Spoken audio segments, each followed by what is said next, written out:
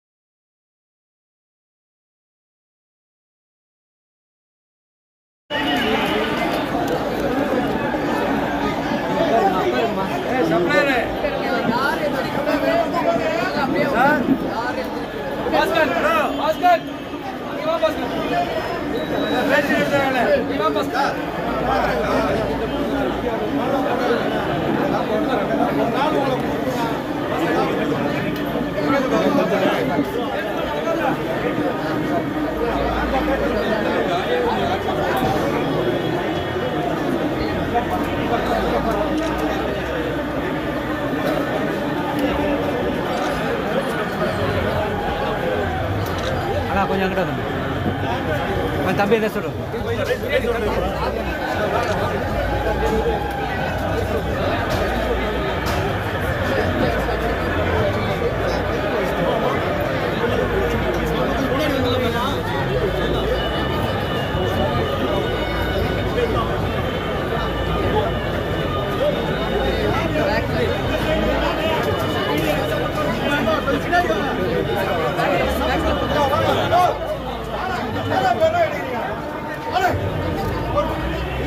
போன கொஞ்சம் பின்னாடி எடுத்தீங்கன்னா உங்களுக்கு கரெக்டாக இருக்கும் தம்பி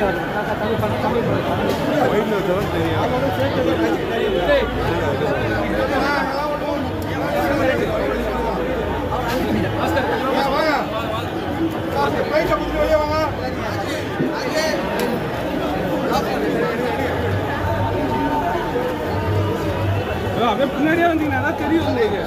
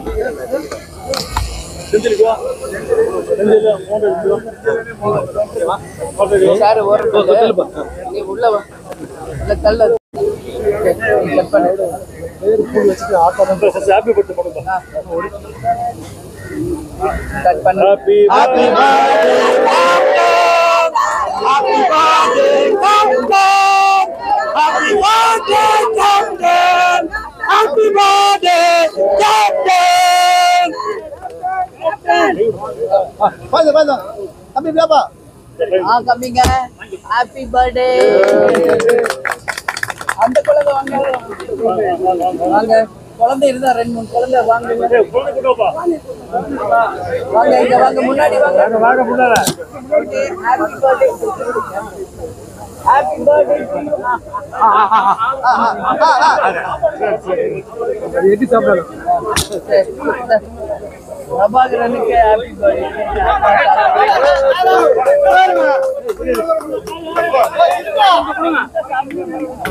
தம்பி தம்பி கொஞ்சம் தம்பி வளைக்கையா சைடுல வா இங்க வா பின்னாடி தாகியா நீ போறா இல்ல கொஞ்சம் டிஷ் பேப்பர் வாயா வாயா அப்படியே வந்து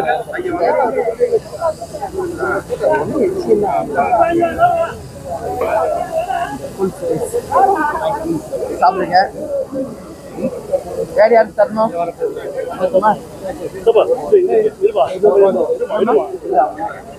கேக் வேணுமா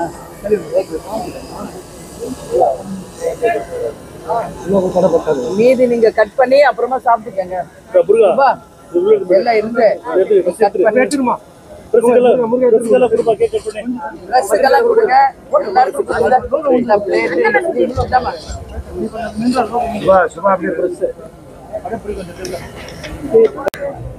அனைவருக்கும் வணக்கம்.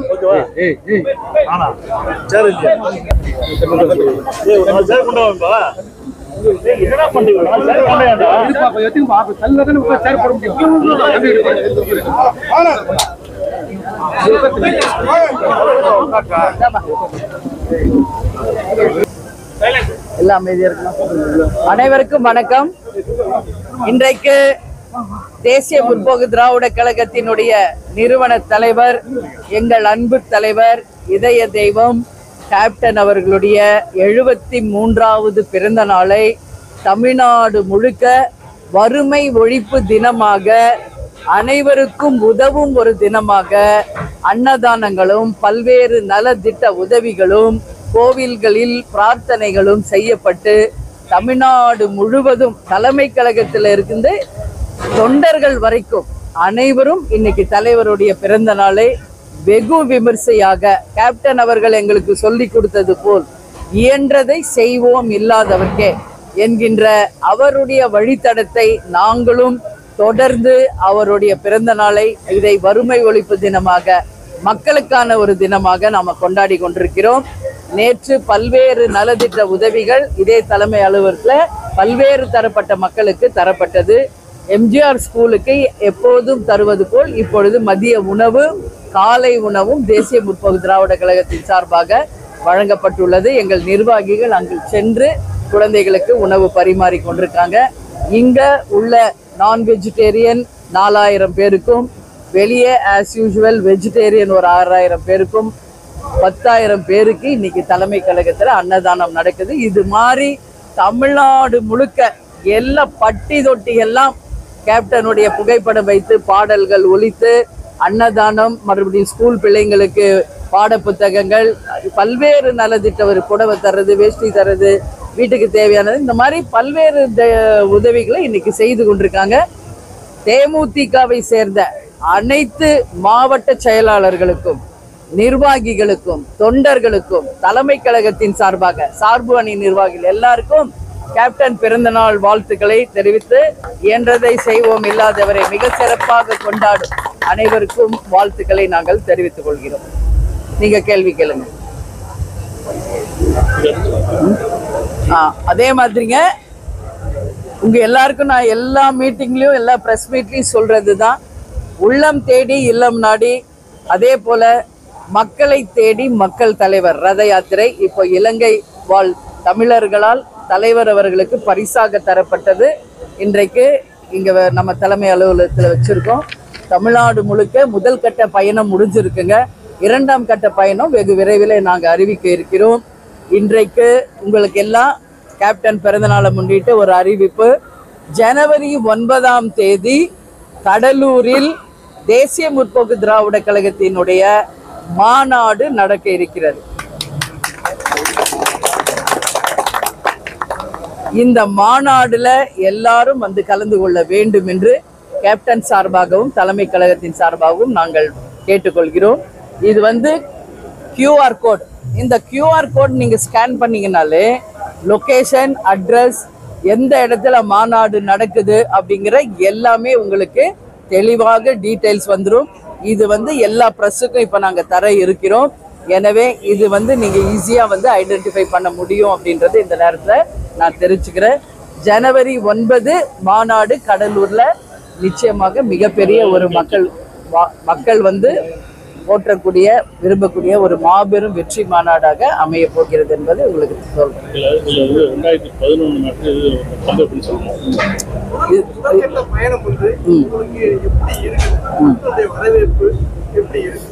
இப்போ வந்துங்க 2011 தலைவர் இருந்தப்போ ஒரு மாநாடு நடத்தணும்.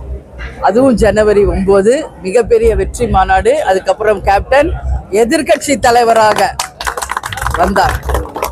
அதே மாதிரி தான் இந்த மாநாடும் 2026 அதே ஜனவரி 9ஆம் தேதி கடலூர்ல இந்த மாநாடு நடக்கிறது. எனவே மக்களாலும் தெய்வத்தாலும் ஆசீர்வதிக்கப்பட்ட ஒரு மாநாடாக அந்த வெற்றி மாநாடு வருகின்ற 2026 தேர்தலுக்கான அச்சாரமாக, வெற்றிக்கான அச்சாரமாக நிச்சயம் அமையும் என்பதை இந்த நேரத்தில் தெரிவிச்சுக்கிறேன். இப்ப நீங்க கேட்ட கேள்வி, முதல் கட்ட பயணம் மிக மிக வெற்றிகரமான பயணமாக அமைந்திருக்கிறது.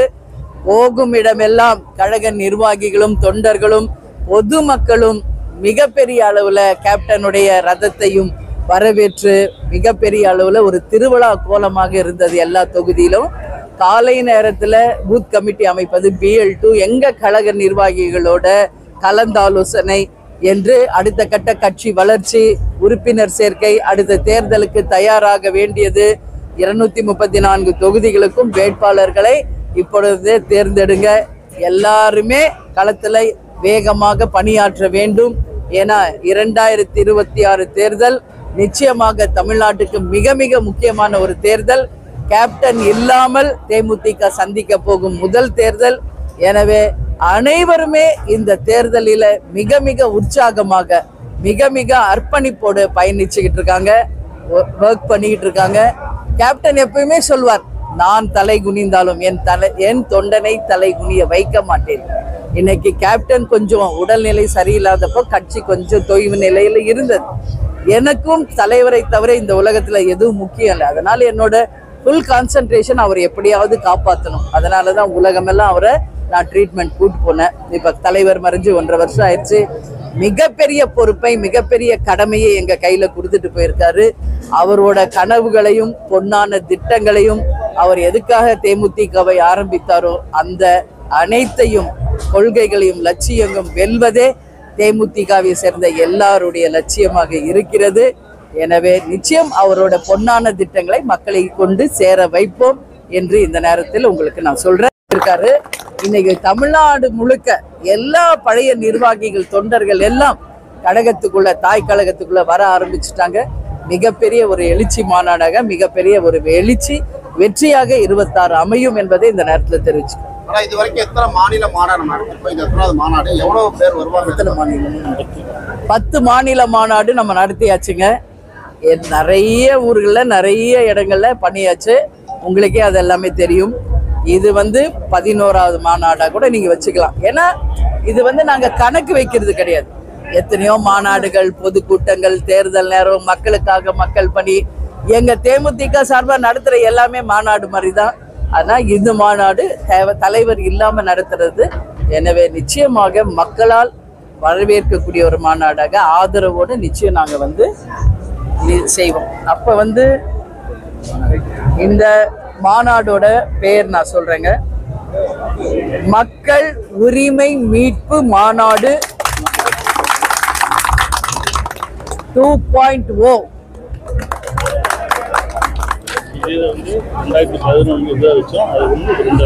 இதே டைட்டில் தான் ஏற்கனவே நம்ம 2011ல வச்சோம். அது வெற்றி மாநாடு அமைஞ்சு கேப்டன் அவர்கள் எதிர்கட்சி தலைவர் ஆனார்.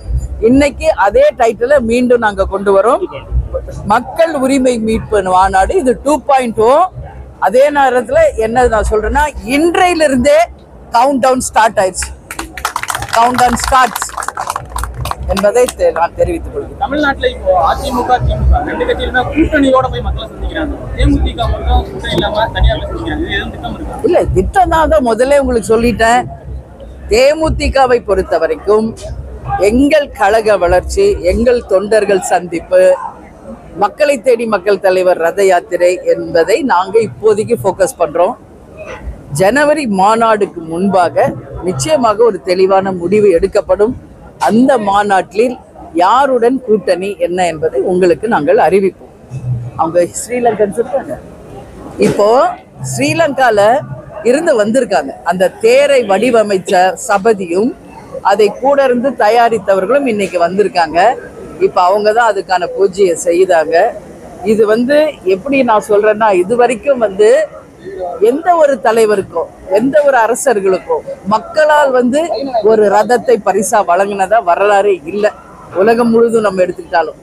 ஆனா கேப்டன் இலங்கை வாழ் தமிழர்கள் மீதும் நம் தமிழர்கள் மீதும் வைத்த அன்பின் காரணமாக, பற்றின் காரணமாக, இலங்கை வாழ் மக்களால் வடிவமைக்கப்பட்டு இலங்கையிலிருந்து வந்த தேர் தான் கேப்டனுடைய ரத யாத்திரையாக இன்னைக்கு தமிழ்நாடு முழுக்க மக்களை தேடி மக்கள் தலைவர் என்று அந்த ரத யாத்திரை போது. இது சாதாரண ஒரு சரித்திரம் கிடையாது, மிகப்பெரிய வரலாறு. கேப்டன் மக்களை உண்மையில் நேசித்தார். கேப்டன் மக்களுக்கு உண்மையில் உதவி செய்தார். அந்த அன்பின் பிரதிபலிப்பா, அந்த அன்பின் வெளிப்பாடாக கேப்டனுக்கு ஒரு ரதம் பரிசளிக்கப்பட்டிருக்கிறது. இந்த நிமிடத்தில் இலங்கை வாழ் தமிழர்களுக்கும் அதை வடிவமைத்த சபதி அவர்களுக்கும் அந்த கூட இருந்து அதை வெற்றிகரமாக முடித்து தலைமை கழகத்துக்கு அனுப்பிய அனைவருக்கும் தேமுதிக சார்பாக எங்களுடைய நன்றிகளை, வாழ்த்துக்களை தெரிவித்துக் கொள்கிறோம். இது காலம் இருக்கும் வரை இங்க நம்ம தலைமை அலுவலகத்தில் தமிழர்களின் அடையாளமாக அந்த ரதம் இங்க தலைமை அலுவலகத்தில் வருகின்ற அனைவருக்கும் இங்க நம்ம வைக்க போறோம். யார் வேணாலும் எப்ப வேணாலும் பார்க்கலாம். மக்கள் உரிமை மீட்பு மாநாடு என்ன உரிமை பறிப்பு இருக்கு, அது யாருக்கிட்ட இருந்து இல்ல, இது அதுக்கான விளக்கம் எல்லாமே உங்களுக்கு மாநாட்டில் நாங்கள் அறிவிப்போம். சரிங்களா? ஏன்னா இன்னைக்கு நம்ம அந்த டைட்டில் கொடுத்துருக்கோம். இப்ப எங்களுடைய 2ஆம் கட்ட பயணம், 3ஆம் கட்ட பயணம் இதெல்லாம் முடித்து நாங்கள் இறுதியாக கூட்டணி முடிவு செய்து அந்த மாநாட்டில் அந்த டைட்டிலுக்கான விளக்கத்தை உங்களுக்கு தெரிவிப்போம். நன்றி. சாப்பிட்டு போடி அமைச்சதுடா இந்த QR கோட் நீங்க ஸ்கேன் பண்ணுமா? மறாத ராமச்சந்திரன் பேரை சொல்றீங்க, ஏன் மறந்துட்டீங்க? QR கோட் ஸ்கேன் பண்றாங்க. நீங்களும் இந்த மாதிரி பண்ணீங்கன்னா அதுல வந்துரும் எந்த இடம், அட்ரஸ் எல்லாமே வந்துரும். இந்த காப்பி உங்க எல்லாருக்குமே நாங்க தரோம்.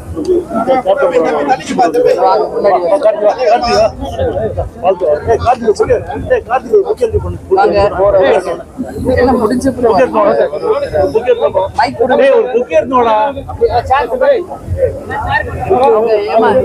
இலங்கை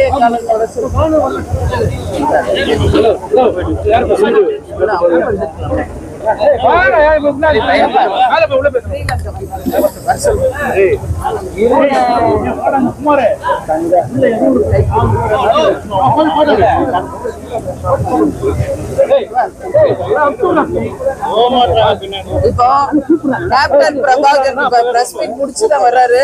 நான் அப்படியே பேசுறேன். அமைதியா செகண்ட் பாருங்க. கேப்டன் பிரபாகர் ரீரிலீஸ் செய்த ப்ரொடியூசர் ஆர்பி அவர்கள்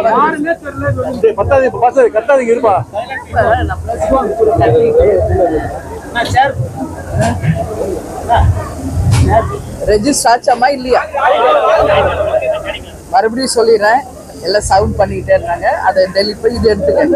கேப்டன் பிரபாகர் ரீரிலீஸ் செய்த டிஸ்ட்ரிபியூட்டர் கார்த்திக் அவர்களுக்கு தேமுதிக சார்பாக வாழ்த்துக்களை தெரிவிச்சுக்கிறோம். இன்னைக்கு மக்களிடையே மிக பிரம்மாண்டமான வெற்றியை பெற்று அனைவராலும் வரவேற்கக்கூடிய ஒரு திரைப்படமாக பிரம்மாண்ட வெற்றி பெற்றிருக்கிறது. அதுக்கு இந்த முயற்சியை எடுத்து ரீரிலீஸ் செய்த டிஸ்ட்ரிபியூட்டர் கார்த்திக் அவர்களுக்கு எங்களுடைய வாழ்த்துக்களை தெரிவிக்கிறோம். பாருப்பாங்க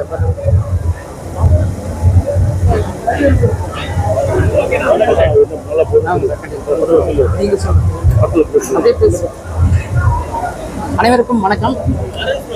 உலக சினிமா வரலாற்றிலேயே முறையாக 34 வருடங்களுக்கு பிறகு கேப்டன் பிரபாகரன் ரீரிலீஸ் செய்யப்பட்டு 1000 ஷோ குடும்பமாக தியேட்டரில் போய் கொண்டாடப்படுறாங்க.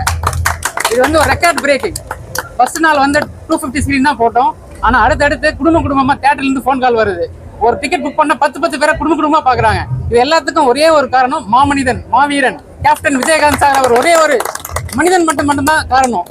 எவ்வளோ பெரிய படங்கள் வந்தாலும், இன்னும் 100 வருஷம் கழிச்சு வந்தாலும் கேப்டன் விஜயகாந்த் சாருக்கு நிகராக வேற எந்த படமும் வராது. அவர் பெரிய மாமனிதன். என்னன்னா, எங்க அப்பா ரசிகர் மன்ற தலைவரா, எங்க குடும்பம் சொந்தமா நாங்கெல்லாம் ஒரு 40 வருஷமா இருந்ததுனால அந்த நன்றி கடனுக்காகவோ என்னவோ அவருடைய அருள் எனக்கு கிடைச்சது. அவருடைய புண்ணியமோ யாரும் பூர்வ பண்ணியும் செஞ்சதுனாலதான் எனக்கு இந்த படம் கிடைச்சது. ரொம்ப சந்தோஷம். கேப்டன் குடும்பத்தாருக்கும், மேடம் அன்னியா திருமணத்த மேடம்க்கும், சுதீஷ் சாருக்கும், பிரபாகரன் அண்ணாக்கும், சண்முகமணி அண்ணாவுக்கும் மனமார்ந்த நன்றியை தெரிவிச்சுக்கிறேன். ஒட்டுமொத்த ரசிகர்களுக்கும் மனமார்ந்த நன்றியை தெரிவிச்சுக்கிறேன். நன்றி, வணக்கம்.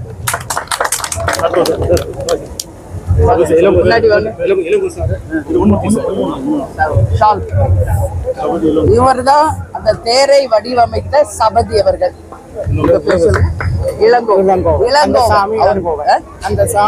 இவர் பேர் கந்தசுவாமி இளங்கோவன். இலங்கையிலிருந்து வந்திருக்கார். இவர் தான் அந்த தேரை வடிவமைத்த சபதி அவர். வாழ்த்துக்கள். நீங்க பேசுனீங்களா?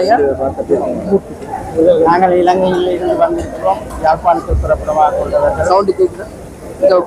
நாங்கள் விஜயகாந்த் அவர்களுக்கு எங்களுடைய ஒரு மனத்தில் உள்ள அவருடைய செய்கை, அவருடைய மக்களுடைய செய்த உதவிகள், அவருடைய அந்த தன்னம்பிக்கை, அதன் காரணத்தால் தான் அவருக்கு இப்படி ஒரு செய்து அனுப்பணும் என்று எங்களுடைய மனதிலே தோன்றியது. அதன் காரணத்தால் அவரை பெருமைப்படுத்தி அவரை கூறத்துக்காக நாங்கள் இந்த செயலை செய்தோம். இன்றைக்கு அவர் எங்களை பெருமைப்படுத்தி உள்ளார். மற்றது நாங்கள் அவ்வளவுதான். நன்றி, வணக்கம்.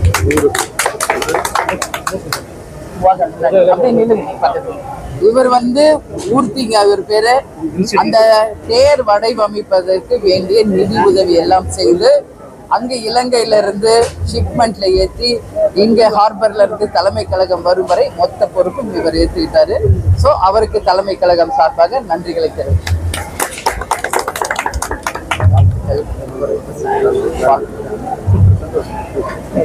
வாங்க. நீங்க வரணுமா இலக்கியா?